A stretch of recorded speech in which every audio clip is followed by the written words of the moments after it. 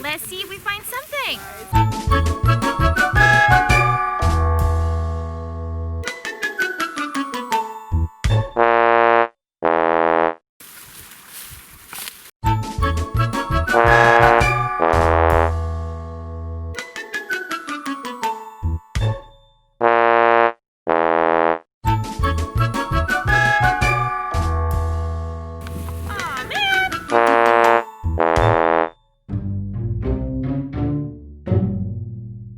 We're collecting our traps that we set last night. Let's see who we have.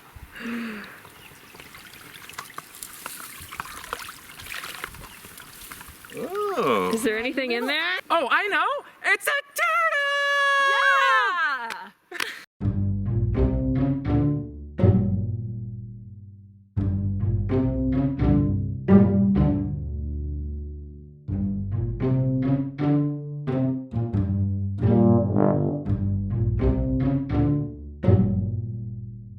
How do you know this is a western pond turtle? Well, unlike the painted turtle and some of the other eastern turtles, the western pond turtle doesn't have any bright colored markings. They're sort of a uniform dark green to greenish brown, kind of yellow on the belly, and no really bright red or any other markings. So that's the easiest way to tell.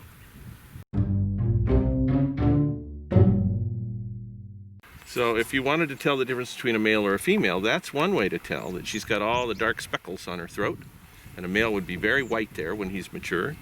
And also you notice her tail is relatively short and sort of thick at the base, and her vent that she's hiding from us right now, she's very modest, this turtle, is very close to the carapace. If this were a male, that vent would be way far away.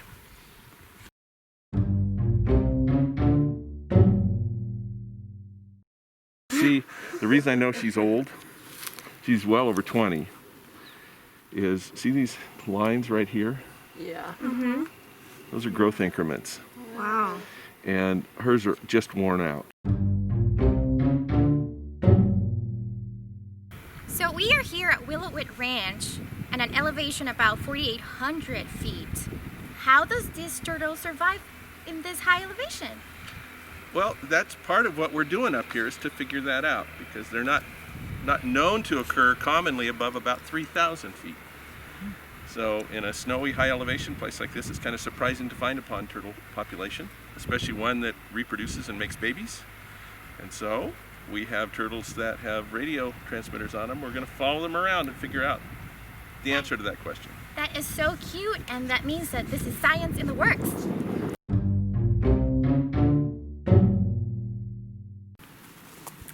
This June, we put 6 transmitters on some of these turtles to learn where they go and what they do when they overwinter. This is a unique population that's up much higher than their usual range. So every couple weeks I come up here and turn on this radio telemetry equipment that is a receiver for the signal that these turtles are putting out.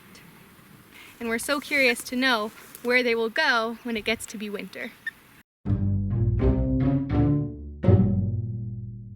Dr. P, it's so cold up here. How do they survive in the winter? Well, again, that's one of the things we're trying to figure out by doing this study. And the turtles that we have transmitters on will get to follow throughout the winter and see where they spend their winter. I'm guessing that they mostly live in the pond, at the bottom of the pond in the mud, or they go into the spring that doesn't freeze and settle into that spring system and then just wait for the spring to come. How cool! So these turtles must be Very resilient! Indeed, they are.